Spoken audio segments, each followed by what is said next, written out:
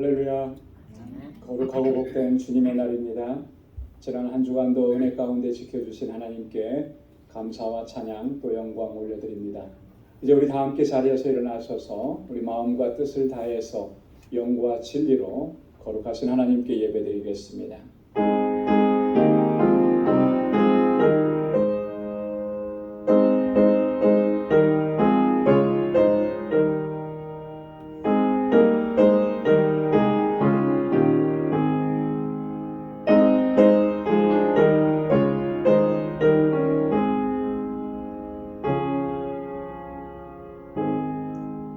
여호와를 찬송하며 내 간구하는 소리를 들으시미로다.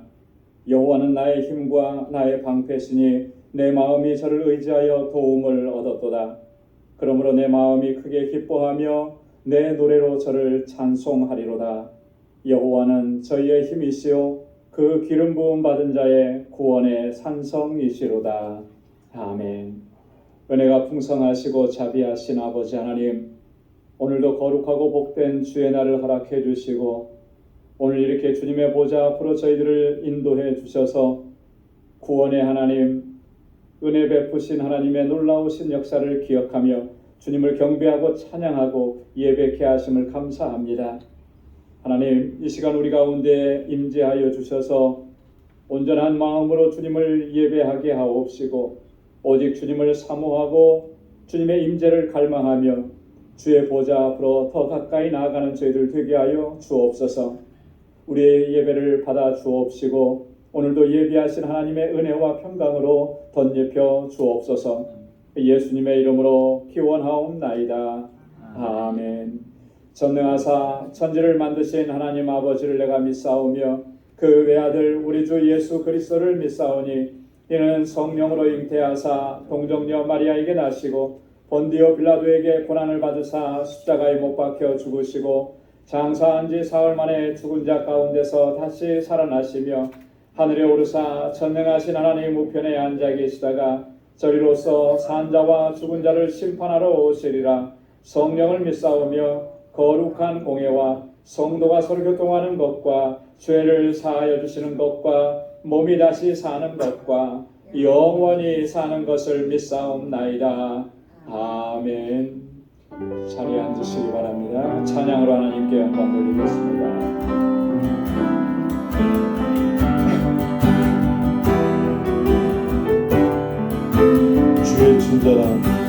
주의 친절한 발에 안기세 우리 마음이 평안하리니 항상 기쁘고 복이 되기를 영원하신 발에 안기세 주의 발에 그 크신 발에 안기세 주의 발에 영원하신 발에 안기세 날이 갈수록 주의 사랑이 광명하게 비치고 정성 가는 길 열이 가리니 영원하신 발에 안기세 주의 발에 그 크신 발에 안기세 주의 발에 영원하신 발에 안기세 주의 보좌로 나아갈 때에 기뻐 장미 소리 외치고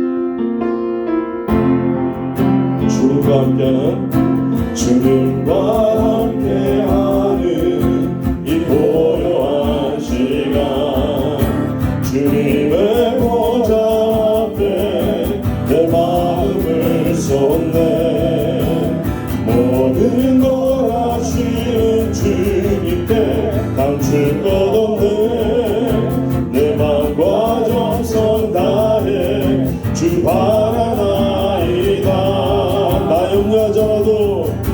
나 염려하잖아도 내 쓸 것 하시니 아멘 나 오직 주의 얼굴 구하게 하소서 다리에 갈 수 없을 때라도 감사하며 날마다 순종하며 주 따르오리나 온 마음 다해 온 마음 다해 고백합시다 사랑합니다 온 마음 다해 주 알기 원하네 내 모든 삶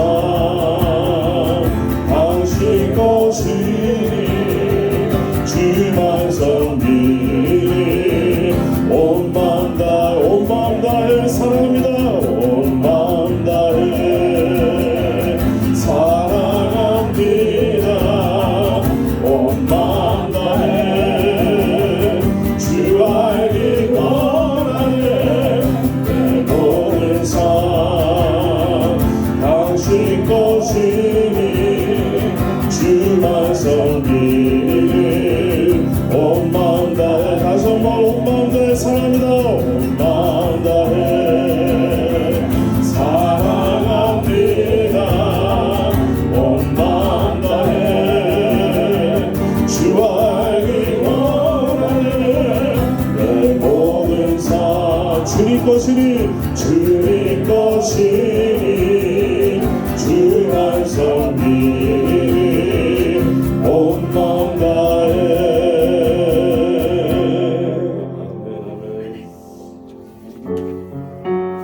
함께 일어나셔서 찬양드리겠습니다.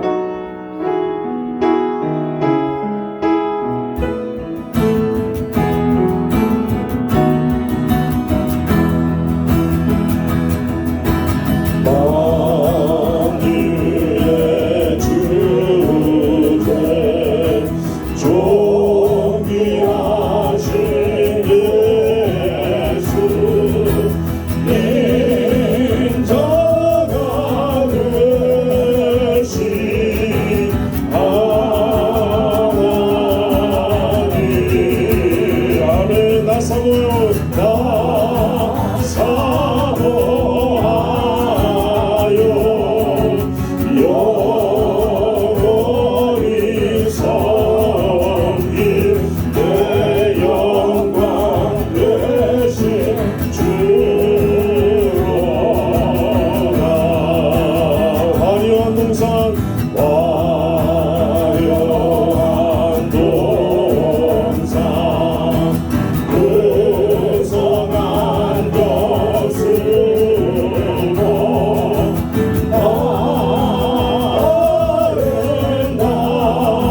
아름답고 묘하나 순결한 예수 순결한 예수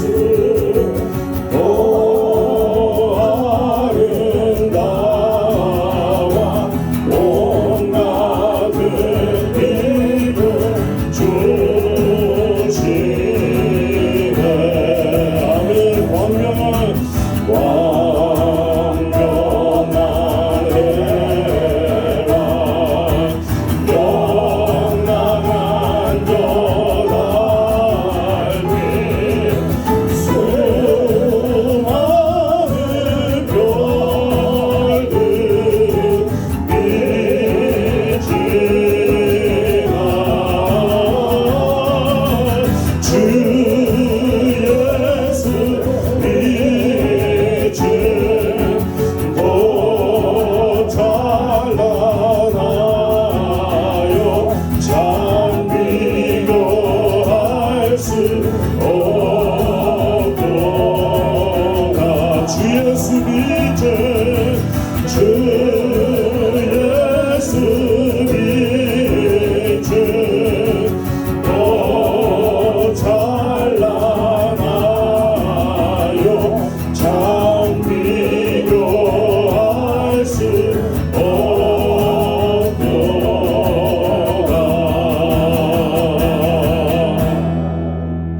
아멘. 자리에 앉으시기 바랍니다. 다 같이 기도드리겠습니다. 거룩하시고 자비로우신 아버지 하나님, 지난 한 주간도 사랑과 은혜로 지켜주시고 오늘 이렇게 감사와 감격으로 거룩하신 하나님께 예배드리게 하심을 감사드립니다. 이 시간 우리의 마음과 뜻을 다하여 영과 진리로 예배드릴 수 있도록 성령께서 우리의 심령을 주장하여 주옵소서. 오직 주님의 임재만을 사모하며 감사와 찬양과 영광을 돌리오니 하나님 이 예배를 받아 주옵소서. 우리의 허물과 죄악을 고백합니다. 하나님의 은혜와 사랑에 대한 감사보다 불평과 원망으로 낙심하고 좌절했던 연약함을 고백합니다.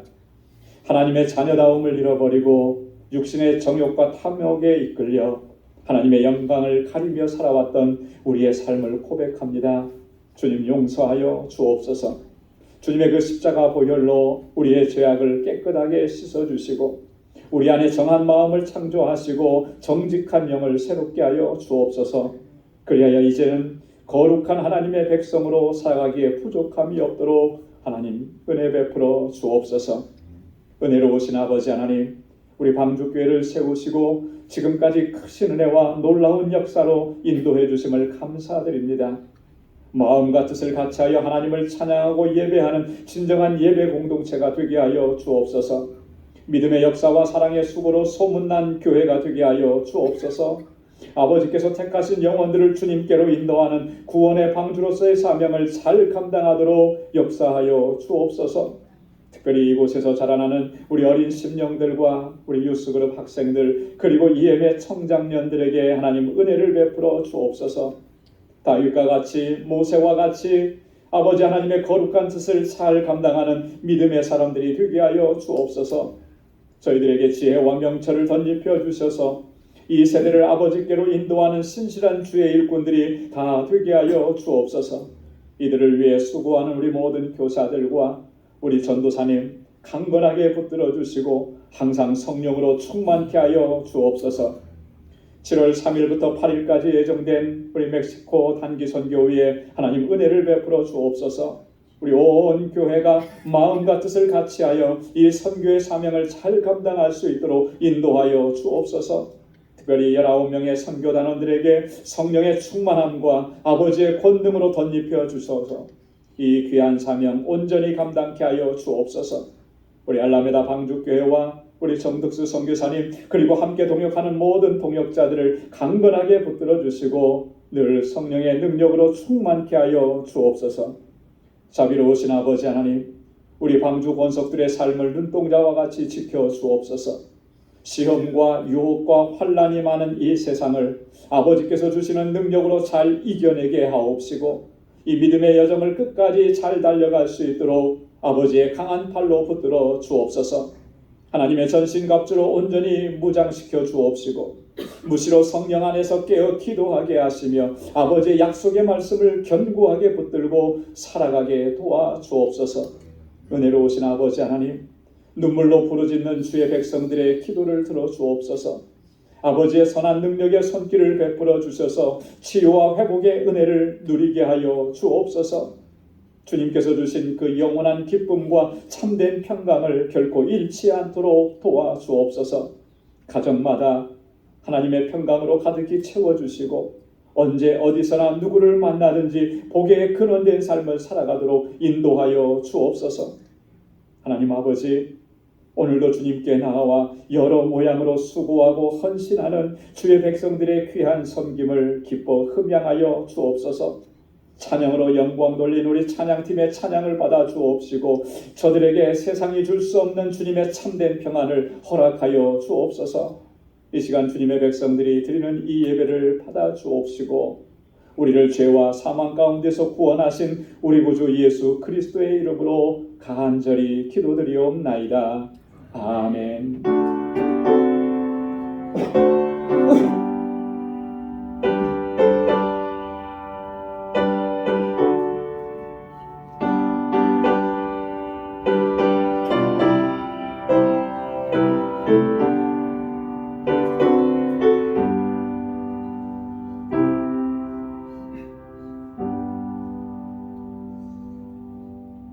오늘 우리에게 주시는 하나님의 말씀은 역대하 제26장 1절로 5절까지 말씀입니다.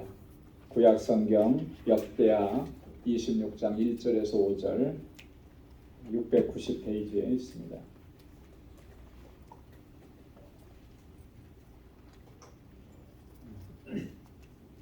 제가 말씀을 공독하겠습니다. 유다 온 백성이 우시야로 그 붙인 아마샤를 대신하여 왕을 삼으니 때에 나이 16세라. 왕이 그 열조와 함께 잔 후에 우시야가 엘롯을 건축하여 유다에 돌렸더라. 우시야가 위에 나아갈 때 나이 16세라. 예루살렘에서 52년을 치리하니라. 그 모친의 이름은 여골리아라. 예루살렘 사람이더라. 우시야가 그 붙인 아마샤의 모든 행위대로 여호와 보시기에 정직히 행하며 하나님의 묵시를 밝히 아는 스가랴에 사는 날에 하나님을 구하였고 저가 여호와를 구할 동안에는 하나님이 형통케 하셨더라. 아멘. 할렐루야.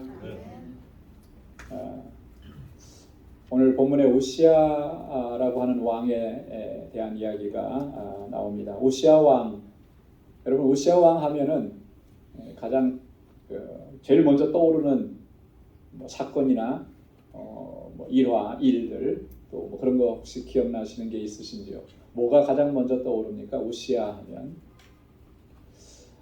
우시야 하면은 여러 가지 그 중요한 사건들이 많이 떠오르는데요. 저는 크게 두 가지가 떠오릅니다. 뭐냐면 우시야 왕이 죽던 해에 하나님께서 이사야 선지자를 부르신 그 이사야의 소명의 사건입니다. 그리고 또 하나는 우시야 하면 끝이 별로 좋지 않았던 사람. 그래서 마지막에는 문둥병이 걸려서 문둥병이 걸린 상태로 죽음을 맞이했어요. 그런 안타까운 모습들이 이제 제일 먼저 떠오릅니다.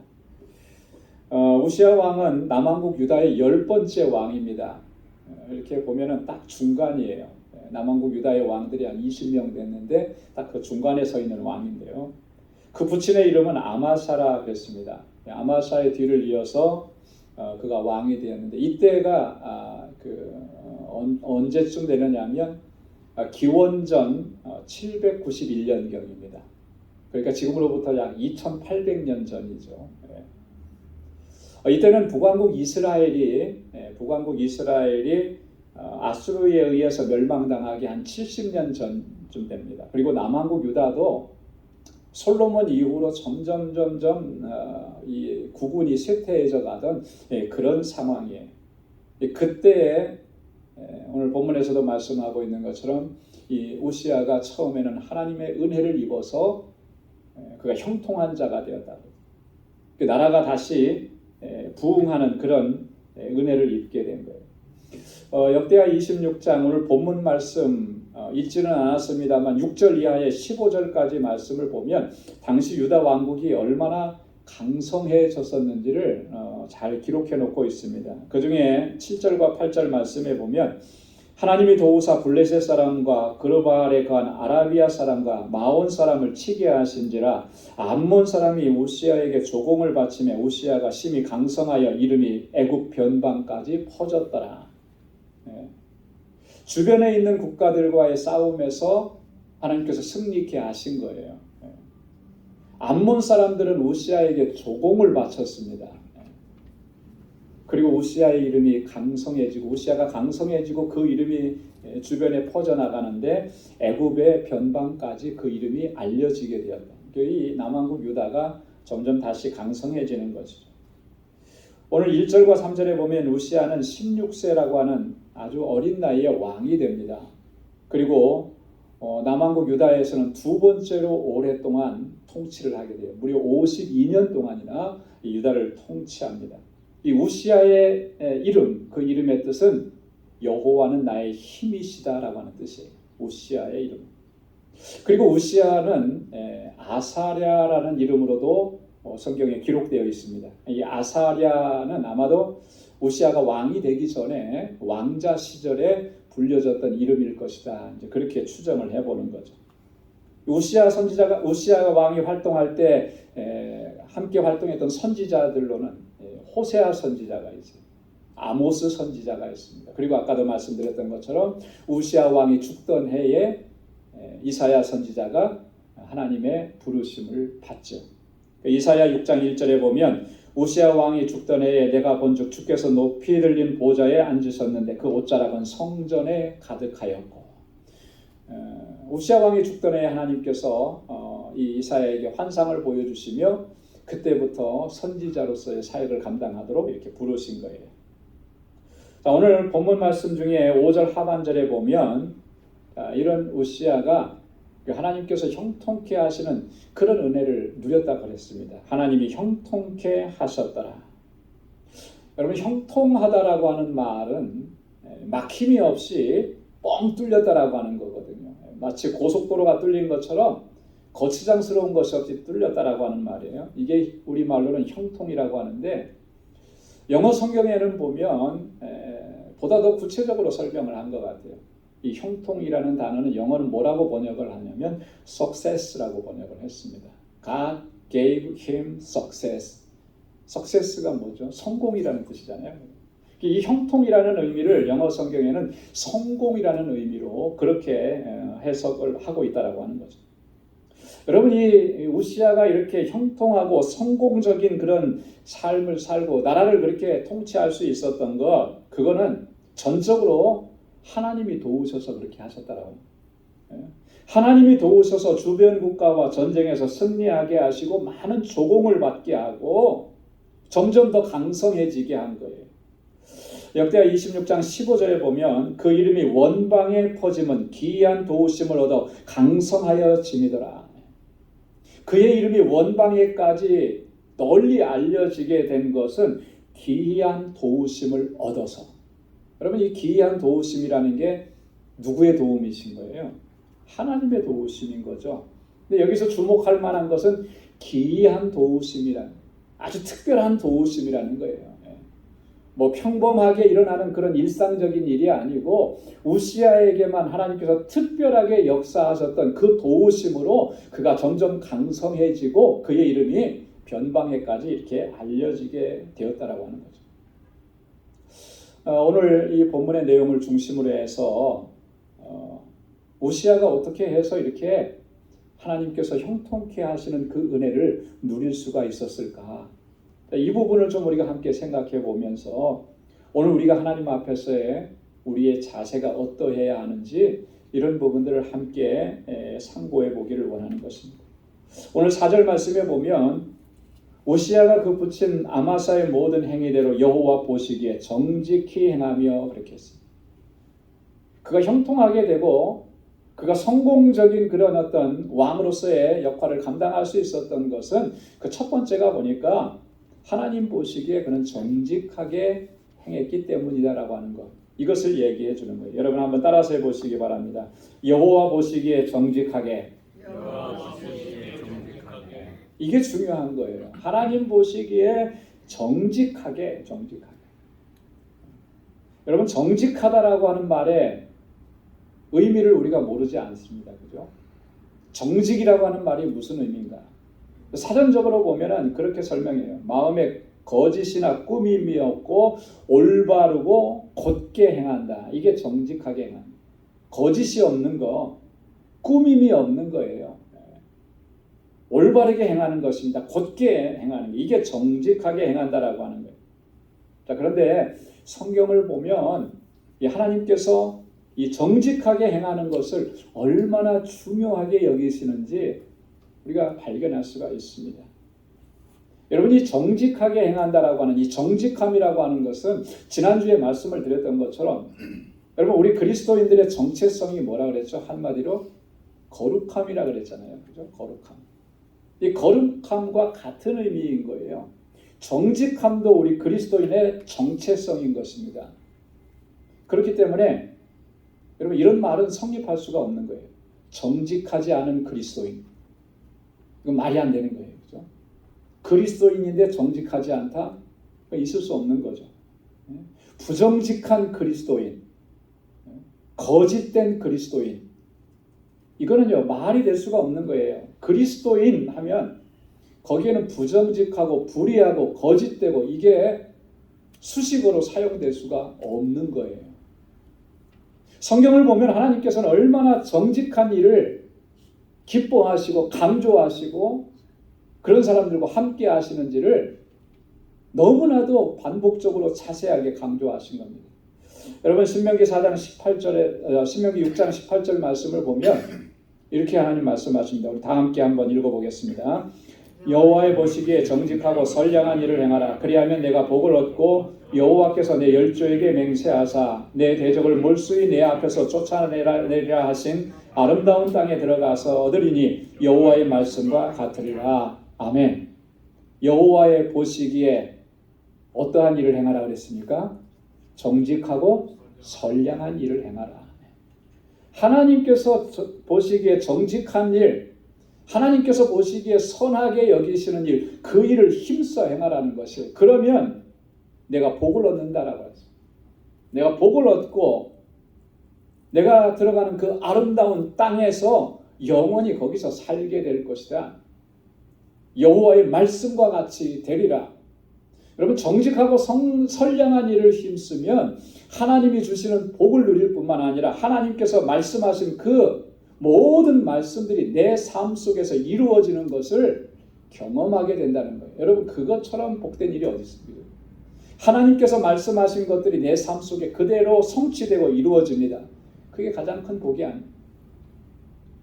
또 다른 무슨 복이 필요하겠습니까? 욥기 1장 1절 말씀에도 보면 우리 한번 같이 읽겠습니다. 우스 땅에 욥이라 이름하는 사람이 있었는데 그 사람은 순전하고 정직하여 하나님을 경외하며 악에서 떠난 자더라. 아멘. 욥은 하나님을 경외하는 사람이었습니다. 그래서 하나님께서 그에게 은혜를 주셨고 그와 늘 함께 하셨고 여러분 하나님을 경외하는 사람의 특징이 이 한 절 속에 잘 나타나 있잖아요. 순전함과 정직함 그리고 악에서 떠나는 것 이게 하나님을 경외하는 사람의 특징인 거예요. 시편 15편 1절로 2절 말씀도요. 함께 같이 읽겠습니다. 여호와여 주의 장막에 유할 자 누구 오며 주의 성산에 거할 자 누구 오니까 정직하게 행하며 공의를 일삼으며 그 마음의 진실을 말하며 아멘. 주의 장막에 거한다라고 하는 말이 무슨 말이죠? 주의 성산에 거한다라고 하는 말이 무슨 말이에요? 주님의 장막은 성전을 얘기하는 거예요. 그죠? 성산이라고 하는 말은 거룩한 산이라고 하는 것인데 이 두 용어가 의미하는 바는 하나님의 임재를 이야기하는 거예요. 하나님의 임재. 어떤 사람이 하나님의 임재 가운데서 살아갈 수 있는가? 하나님의 임재의 복을 누리는 사람은 어떤 사람인가? 정직하게 행하며 공의를 일삼으며 그 마음의 진실을 말합니다. 내 안에 정직함이 없으면요 하나님의 임재를 경험할 수가 없습니다. 공의를 행하고 공의를 힘쓰지 않으면 하나님이 함께 하시는 것을 누릴 수가 없는 거예요. 여러분 우리가 이것을 분명히 기억해야 하는 것입니다. 잠언 3장 32절에도 보면 대저 패역한 자는 여호와의 미워하심을 입거니와 정직한 자에게는 그의 교통하심이 있으며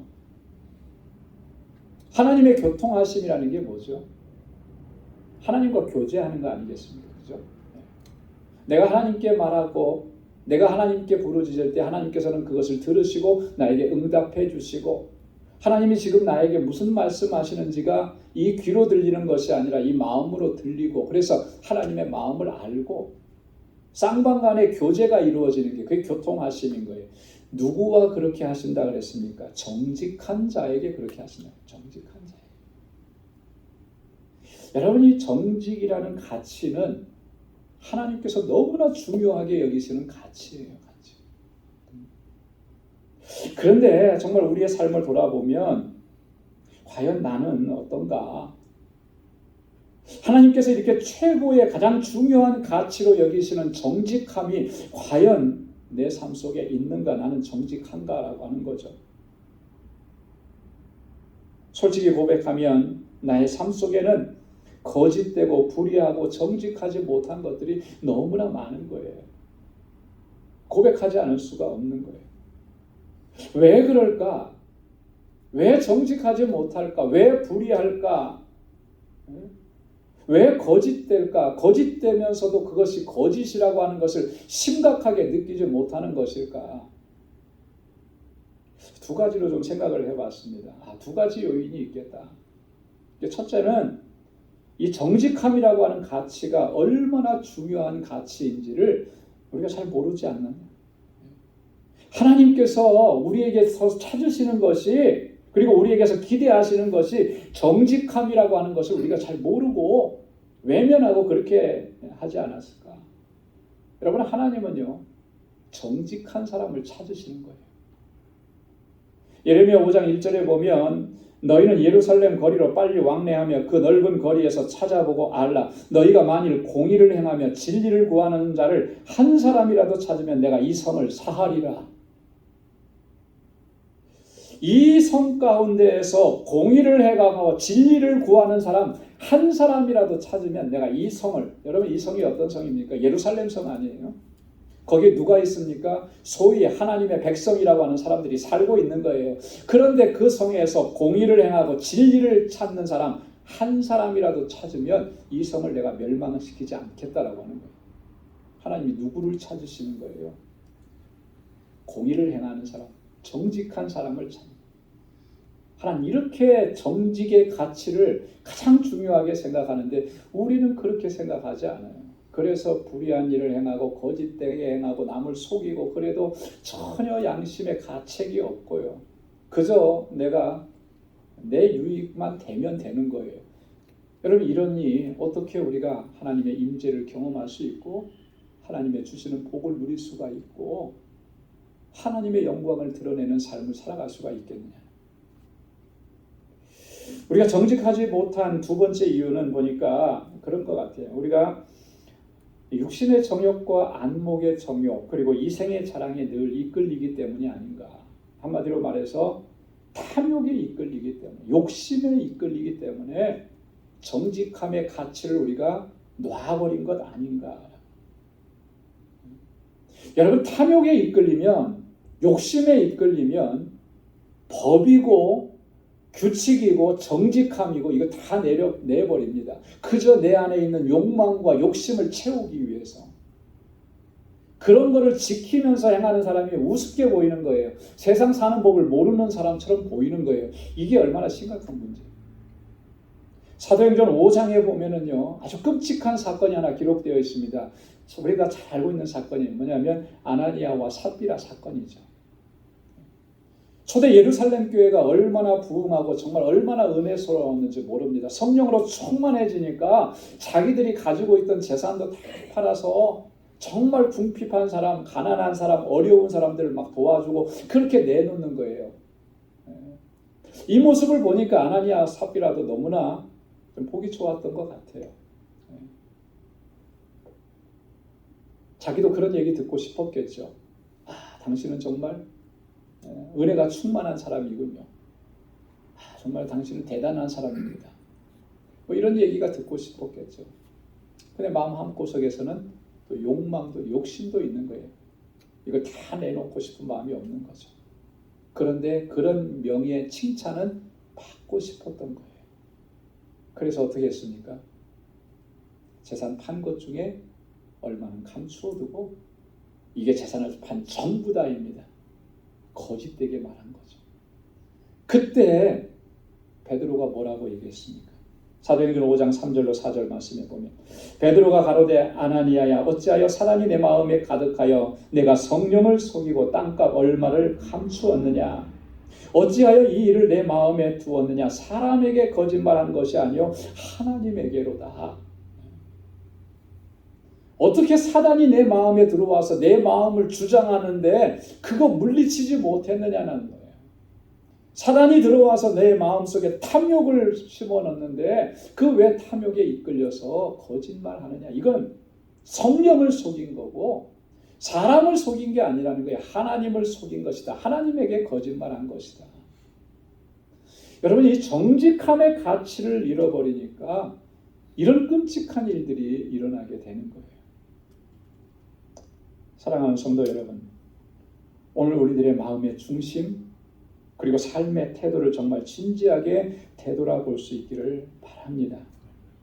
하나님께서는 우리에게서 정직함과 진실함을 찾으시는데 정말 우리는 그 정직과 진실의 가치를 얼마나 중요하게 생각하면서 지금 이렇게 살아가고 있느냐. 여호와 보시기에 정직하기를 늘 힘쓸 수 있는 우리 모두가 될 수 있기를 소망합니다. 그래야만 우리가 하나님의 임재 가운데에서 하나님과 교제하는 복을 누리게 되는 것이고 하나님께서 형통케 하시는 그 은혜를 누릴 수 있게 되는 줄로 믿습니다. 두 번째로는요, 5절 말씀에 보면 하나님의 묵시를 밝히 하는 스가랴에 사는 날에 하나님을 구하였고 저가 여호와를 구할 동안에는 하나님이 형통케 하셨더라. 우시아는 하나님을 구했다. 그가 형통하고 하나님께서 그에게 성공을 주신 것은 바로 우시아의 이런 모습 때문에 그랬다. 여러분 한번 따라서 해보시기 바랍니다. 하나님을 구하라. 하나님을 구하라. 하나님을 구하라. 하나님을 구하라. 하나님을 구하라라고 하는 말은 하나님을 찾으라라고 하는 말이죠. 하나님을 찾으라. 여러분, 하나님을 찾는다라고 하는 말은 좀 더 구체적으로 얘기하면 하나님의 생각과 하나님의 뜻을 찾는다라고 하는 그런 의미예요. 여러분, 우리가 신앙생활하는 데 있어서 가장 핵심적이고 중요한 요소 가운데 하나가 바로 이 부분입니다. 우리가 아무리 열심을 내고 교회 생활을 하고 봉사하고 또 일평생 하나님을 예배했다고 하더라도 우리가 정말 하나님의 뜻과 하나님의 생각을 찾지 않는다면 그러한 신앙의 모습은요, 다 무너져 내릴 수밖에 없는 거예요. 왜 그러냐면 하나님의 뜻을 찾지 않고 하나님의 생각을 찾지 않으면 다 무슨 생각으로 하냐면은 자기 생각대로 하는 거예요. 자기 뜻대로 신앙생활 하는 거예요. 여러분, 자기 뜻대로 신앙생활하고 자기 뜻대로 봉사하고 자기 뜻대로 목회 활동하고 이게 하나님 앞에서 드려질 수 있는 것이겠습니까? 그 하나님께서 받으시겠습니까? 결코 그거 하나님 받으시지 않는 거예요. 하나님의 뜻대로 하나님의 뜻을 구하는 것이 그만큼 중요한 것입니다. 그래서 예수님께서도 마태복음 6장 33절에서 그렇게 말씀하신 거예요. 너희는 먼저 그의 나라와 그의 의를 구하라. 그리하면 이 모든 것을 너희에게 더하시리라. 너희는 먼저 뭘 구하라 그랬습니까? 그의 나라와 그의 의. 그의 의가 뭐예요? 하나님의 의, 하나님의 뜻, 하나님의 계획, 하나님의 섭리예요. 그걸 먼저 구해라. 예수님께서는 또 공생의 사역을 마무리하시면서 하나님 앞에 기도하실 때 이렇게 기도하셨습니다. 요한복음 17장 4절에 보면 아버지께서 내게 하라고 주신 일을 내가 이루어 아버지를 이 세상에서 영화롭게 하였사오니. 주님이 뭐라고 말씀하셨습니까? 아버지께서 내게 하라고 주신 이 일을 내가 이루어. 아버지께서 하라고 주신 그 일, 그게 바로 하나님의 뜻인 거예요. 주님은 죽음의 자리에 이르기까지 그 하나님의 뜻을 구하고 그 하나님의 뜻을 행하셨던 것입니다. 그리고 마지막에 십자가에서 뭐라고 말씀하셨습니까? 요한복음 19장 30절에 보면 다 이루었다. 뭘 다 이루었다라는 것이겠습니까? 예수님이 가지고 오셨던 생각, 예수님이 가지고 계셨던 플랜, 그걸 다 이루셨다는 거예요? 아니에요. 하나님의 계획. 이 죄로 영원한 사망 가운데 떨어져 있었던 이 인류를 구원하시기 위해서 독생자를 보내셔서 십자가에 죽게 하시는, 그래서 구속의 사건을 이루고 구원의 역사를 이루어 가시는 그 하나님의 계획, 하나님의 뜻, 그 뜻에 순종해서 주님은 이 땅에 오셨는데 그 그 하나님의 뜻을 이제는 다 이루었다. 그렇게 십자가상에서 말씀을 하신 거예요. 여러분, 우리 신앙생활에 있어서 최우선순위는 하나님의 뜻을 구하는 것입니다. 그리고 하나님의 뜻대로 행하는 것입니다. 아까도 말씀드렸던 것처럼 하나님의 뜻을 구하지 않으면 다 자기 뜻대로 하게 돼 있어요. 정말 우리가 신앙생활을 하면서 심각한 문제가 뭐냐면요, 이런 거예요. 하나님의 뜻을 구하지도 않으면서 이게 하나님의 뜻입니다라고 이야기하는 사람. 여러분, 이게 정말 무시무시한 일이에요. 여러분, 하나님의 뜻을 구하면서 이게 하나님의 뜻입니다라고 그렇게 얘기합니까? 아니에요. 자기 목적과 자기 야망과 자기 계획을 이루려고 이게 하나님의 뜻입니다라고 이렇게 얘기하는 경우가 종교 지도자들 가운데 얼마나 많은지 몰라요. 여러분, 그런 행위는요, 그건 하나님을 모독하는 것이고 그건 최악의 죄악인 것입니다. 언제 하나님의 뜻을 물어봤습니까? 언제 하나님의 뜻을 구해봤습니까? 그러지도 않으면서 단지 내가 목적하고 내가 계획했던 거 그거 빨리 성취되고 이루어지게 하기 위해서, 사람들을 그렇게 설득하기 위해서, 그것처럼 설득하기 좋은 말이 어디 있어요? 하나님의 뜻입니다. 그렇잖아요. 하나님의 뜻이라고 하는데 그거 반대할 사람이 어디 있습니까? 근데요, 잘 생각해 보십시오. 정말 하나님의 뜻을 구하고 이게 정말 하나님의 뜻이라고 내가 확신이, 하나님께서 주시는 확신이 있고 그래서 하나님의 뜻이라고 얘기했느냐라고. 그 방법이 조금 좋으니까, 그 방법이 좀 빨리 될 수 있을 것 같으니까, 그 방법으로 하면 사람들이 잘 따라줄 것 같으니까 이게 하나님의 뜻입니다라고 얘기했던 적이 얼마나 많으냐. 무시무시한 죄악인 거예요. 하나님을 모독하는 겁니다. 여러분, 다윗은 이스라엘 왕이었잖아요. 그가 뜻한 대로, 그가 생각한 대로 뭐든지 다 할 수 있었던 왕입니다. 이스라엘은 다윗 시대에 가장 부강한 나라가 됐어요. 그 주변에 있는 나라들을 다 완전히 정복을 했습니다. 무소불위하죠. 그런 다윗이었지만 여러분, 다윗은요, 자기 생각, 자기 뜻대로 했던 적이 없어요. 무슨 일을 하든지 그는 항상 하나님의 뜻을 구했습니다. 시편 143편 10절에 보면 다윗이 하나님 앞에 또 이렇게 기도합니다. 한번 같이 읽어보겠습니다. 주는 나의 하나님이시니 나를 가르쳐 주의 뜻을 행케 하소서. 주의 신이 선하시니 나를 공평한 땅에 인도하소서. 아멘. 나의 하나님이시여, 나를 가르쳐 주십시오. 그래서 주님의 뜻을 행할 수 있도록 나를 인도해 주십시오. 여러분, 한번 따라서 해보시기 바랍니다. 나를 가르쳐 주의 뜻을 행케 하소서. 다윗은요, 항상 이렇게 하나님 앞에 간구한 거예요. 하나님의 뜻을 내게 보여주시고 하나님의 뜻을 내게 가르쳐 주셔서 그 뜻대로 행할 수 있도록 하나님 인도해 주십시오. 여러분, 우리가 다윗을 그렇게 얘기합니다. 하나님께서 다윗을 가리켜서 하나님의 마음에, 내 마음에 합한 자라 그랬잖아요. 지금도 다윗을 뭐라고 합니까? 성군 다윗이라 그렇게 얘기하죠. 믿음의 사람 하면 제일 먼저 손꼽는 사람이 다윗입니다.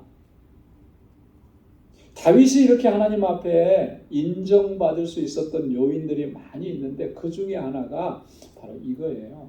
그는 어렸을 때부터 항상 하나님의 뜻을 구하고 그래서 그 뜻에 순종하면서 살아갑니다.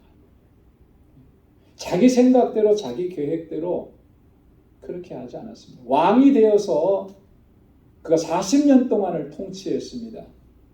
여러분, 왕이 되어서 처음에는 어떻게 해야 될지 잘 모르겠죠. 그런데 한 10년쯤 지나고 나면 다 알아요. 그죠? 어떻게 해야 되는지 다 알아요. 무슨 일이든지 처음에가 어렵지 한 몇 년 지나고 나면 다 하잖아요.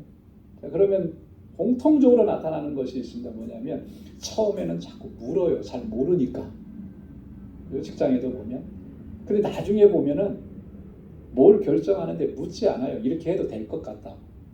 경험이 생기니까 그런 거거든요. 어떻게 보면 이런 게 자연스러울 거예요. 근데 여러분 신앙생활에서 이렇게 하는 것은 정말 그건 자연스러움이 아니고 독이에요. 독. 우리는요 아무리 신앙의 경험이 많아도 늘 하나님 앞에 물으면서 나가야 돼요. 하나님의 뜻을 구하면서. 다윗이 그러했던 거고 다윗이 그래서 우리에게 그 모습을 전해주는 겁니다. 한 번은 다윗이 그런 생각이 들었죠. 자기는 백향목으로 정말 궁전을 아름답게 짓고 사는데 하나님의 교회가 휘장 가운데 있는 모습이 너무나 마음에 걸렸던 거예요. 그래서 그가 하나님의 전을 건축하고자 하는 그런 마음을 갖게 됩니다. 그리고 나단 선지자에게 이렇게 물어봐요. 사무엘하 7장 2절에 보면 왕이 선지자 나단에게 이르되 볼지어다 나는 백향목궁에 거하거늘 하나님의 교회는 휘장에 있도다. 뭔 얘기예요? 하나님의 교회가 아직도 휘장 가운데 있는데 나는 하나님의 전을 건축하고 싶은데 당신은 선지자로서 어떻게 생각합니까? 이거 어떻게 해야 하는 겁니까? 묻는 거잖아요. 나단 선지자가 그 모습이 너무나 기뻤죠. 그래서 바로 그 자리에서 대답을 해줘요. 왕의 마음에 있는 대로 하십시오. 그 하나님께서 기뻐하시는 것 같다. 나단 선지자가 실수한 거죠. 하나님께 묻지 않은 거예요. 그때 하나님께서 분명하게 말씀을 해주십니다. 너는 안 된다. 다윗이 충분히 그럴 수가 있었을 겁니다. 이만큼 하나님을 섬기고 이렇게 부강한 나라가 됐으니까 하나님의 전을 건축하는 거 이거는 당연한 거야. 우리가 해야 되는 거야. 그러니까 합시다 하고 명령을 내렸을 수도 있었을 겁니다. 충분히. 그러나 다윗은 그렇게 하지 않은 거예요. 하나님의 뜻을 먼저 물어본 것입니다. 여러분 우시아가 하나님께서 형통케 하시는 은혜를 입었을 때 뭐라고 얘기합니까? 그가 하나님께 구했더니 하나님께서 그를 형통하게 하셨더라 그랬어요. 하나님께 구하니까 하나님이 형통하게 하셨습니다. 그런데 16절 이하의 말씀을 보면 여러분 돌아가셔서 한번 16절 이하의 말씀은 꼭 읽어보시기 바랍니다. 그런데 문제는 그런데예요. 우시아가 강성해지기 시작하니까 나중에는 어떻게 되냐면 그 마음이 변하는 거예요. 그 마음이 높아지는 거예요. 교만해지는 거예요. 그래서 하나님 앞에서 악을 행하고 범죄합니다. 어떤 죄를 범하느냐 하면 여호와의 전에 들어가서 향단에서 분향을 하려고 한 거예요. 여러분 그 분향은 누가 하는 겁니까? 제사장이 하는 거예요. 근데 그 마음이 높아지는 거예요. 그때 하나님께서 우시아를 치신 것입니다. 그래서 그에게 문둥병이 발하게 돼요. 그래서 쫓겨나고 왕위에서도 물려나서 그 아들 요담에게 왕자를 물려주고 그리고 죽을 때까지 별궁에 거했다. 그 마음이 높아지니까 하나님께서 그렇게 진노하시고 여러분 이 우시아의 사건은 우리에게 너무나 큰 교훈을 우리에게 주는 것입니다. 사랑하는 성도 여러분, 하나님은 여호와 보시기에 정직하게 행하는 사람, 그 사람을 형통케 하시는 줄로 믿습니다. 하나님의 뜻을 구하는 사람, 그 사람을 형통케 하시고 그와 함께 하시는 거예요. 우리의 남은 신앙 여정이 정말 정직하게 우리의 신앙의 가치를 정직함의 가치를 가장 중요하게 여기고 하나님의 뜻을 구하면서 그렇게 하나님께 영광 돌리는 삶을 살아갈 수 있기를 주님의 이름으로 축원합니다. 기도하겠습니다. 하나님 아버지 감사합니다. 오늘도 하나님 귀한 말씀으로 우리를 깨우쳐 주시고 주님 앞에서 다시 결단할 수 있는 은혜 주심을 감사합니다. 하나님께서 귀하게 여기시고 하나님께서 최고의 가치로 여기시는 그 정직함을 잃지 않도록 인도하여 주옵소서. 날마다 하나님의 뜻을 구하고 하나님의 뜻대로 순종함, 그렇게 하나님의 영광을 위해서 우리의 남은 일평생을 살아갈 수 있는 우리 모두가 되게 하여 주옵소서. 예수님의 이름으로 기도드리옵나이다. 아멘. 우리 찬송 217장 부르시면서 준비하신 예물 하나님께 드리겠습니다.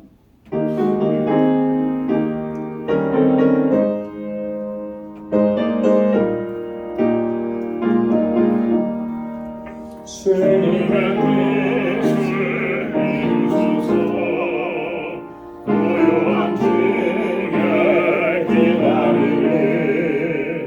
진흙과 같은 날 믿으사 주님의 영상 만드소서. 주님의 뜻을 이루소서. 주님 발 앞에 엎드리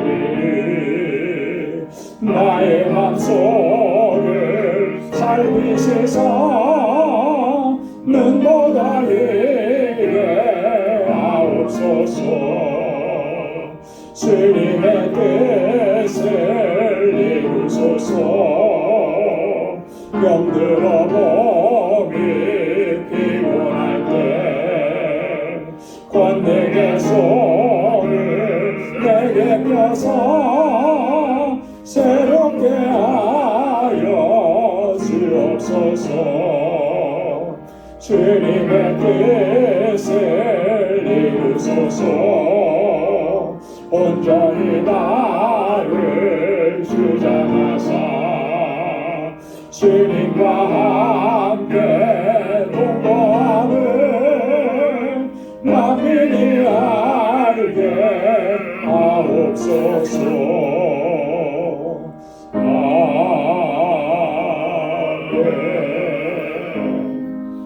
나 가진 모든 것 다 주의 것이니 그가는 귀한 선물을 다 주께 바치네.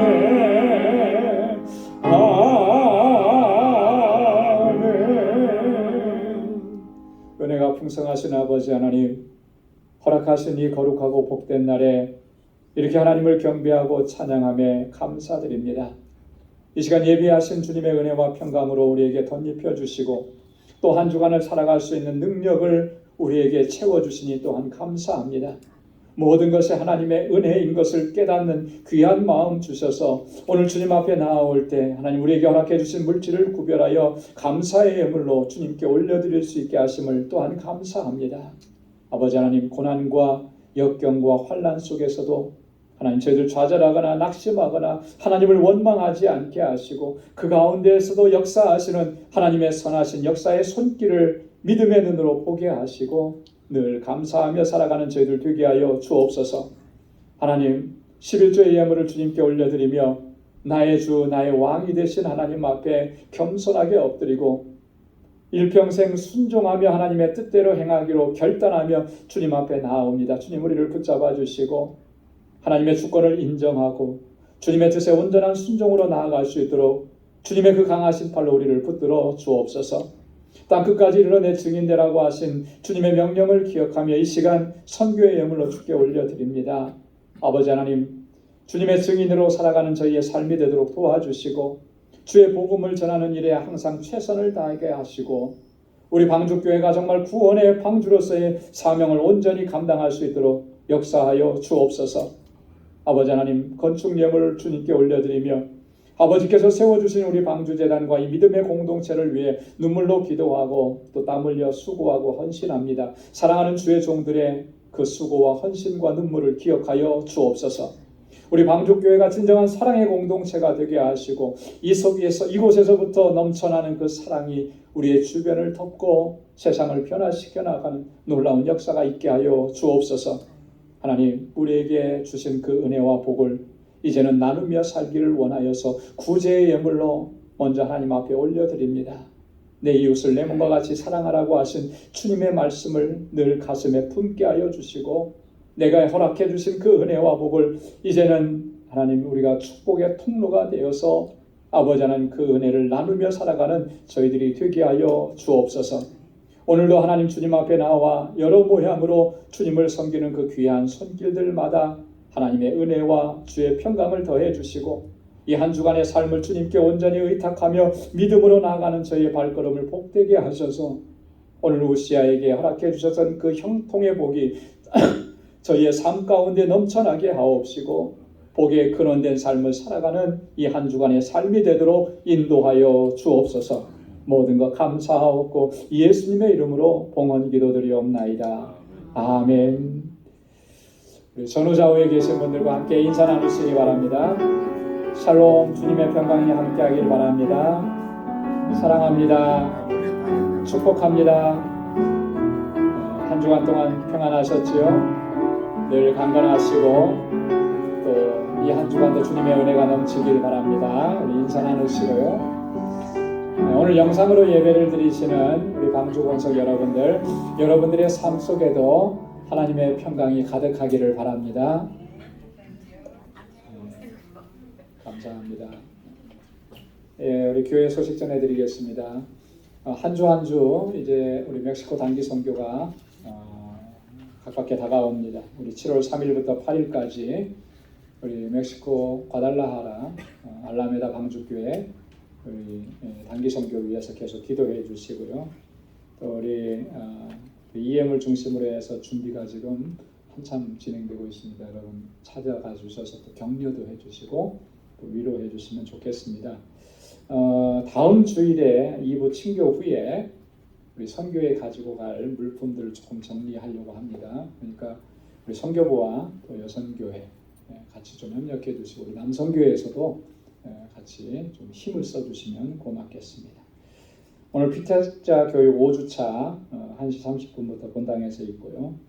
지난주에도 말씀을 드린 것처럼 우리 다음 주일에 우리 단기 선교를 위한 특별 헌금을 함께 실시하려고 합니다. 매년 단기 선교를 위한 특별 헌금을 저희들이 좀 해왔고요. 물론 재정적으로 도움을 더 얻고자 하는 것도 있지만 그보다는 우리 온 성도들이 우리 작은 정성과 손길이라도 함께 모아서 한 마음이 되어서 우리가 이 선교를 준비하자라고 하는 그런 마음이 있습니다. 그래서 여러분 한 주간 더 기도해 보시고 하나님께서 마음에 주시는 은혜대로 작정하게 하신 대로 함께 이 단기 선교 특별 헌금을 여러분 동참해 주시면 고맙겠습니다. 오늘 제1여선교회 원례회가 일부 예배 후에 친교실에서 있습니다. 다음 주일에 구역장 교사 모임이 있고요. 우리 주보에 선교 소식, 선교 편지를 넣어드렸는데 우리 임상순 선교사님, 정경화 선교사님 니카라과에서 사역하는데 편지를 보내오셨습니다. 여러분 자세하게 좀 읽어보시고 그 옆에 보면 기도 제목을 자세하게 써놓으셨습니다. 그래서 보시고 좀 기도해 주시면 좋겠는데요. 6월 15일부터 7월 27일까지 한국을 방문하실 예정이라고 합니다. 한국을 방문하게 되는 가장 큰 목적이 뭐냐면 그 둘째 아들 시온이가 있어요. 둘째 아들 시온이가 있는데 시온이가 태어나면서부터 장애를 가지고 태어났습니다. 그래서 여기서는 다 설명드리기는 어려운데 그 남성 호르몬이 잘 분비가 안 돼요. 그래서 성장하고 발육하는 그 속도가 굉장히 늦습니다. 지금은 이제 막내보다도 더 키도 작아지고 이렇게 가늘어지고 그래서 그거는 이제 수술을 할 수 있으면 수술을 하는 게 좋다. 그렇게 해서 지금 이제 한국에 나가게 되는 거예요. 그래서 건강 상태가 수술을 받을 수 있으면 수술을 하고 돌아온다라고. 수술을 안 하면 어떻게 되느냐? 그 수술을 안 하게 되면 지금 같은 상태가 계속이 되는 거예요. 키도 잘 안 자라고 몸무게도 잘 자라지 못하게 되고 그리고 계속 그 호르몬제 약을 계속 먹고 주사를 맞아야 된대요. 근데 지금 선교지에 계시거든요. 의사가 레코멘드 하기는 6개월에 한 번씩은 와서 주사를 맞고 검사를 해야 됩니다 했는데 지금 2년 만에 나가시는 거예요. 몸 상태가 지금 어떤지도 잘 모르는 거예요. 그리고 의료 환경이 니카라과는 너무나 열악하고 그래서 그럼에도 불구하고 하나님께서 보내셔서 니카라과에 가셔서 지금 사역을 하시는 거거든요. 모든 것을 다 하나님께 맡기고 사역을 하는데 여러분 우리가 뭐 사실 우리 교회 여러분들은 한 번도 뵌 적은 없어요. 그죠?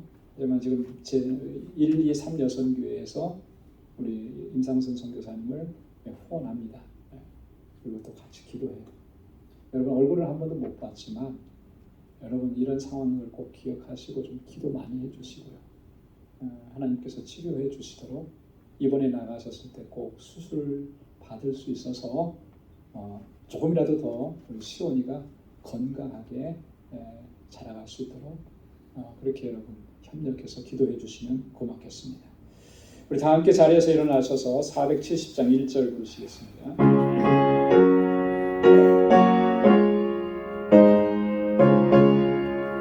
내 평생에 가는 길 순탄하여 늘 선전한 강 같은지 끈끈 바로 무섭고 어렵든지 나의 영혼은 늘 변하라 내 영혼 평안해 내 영혼 평안해.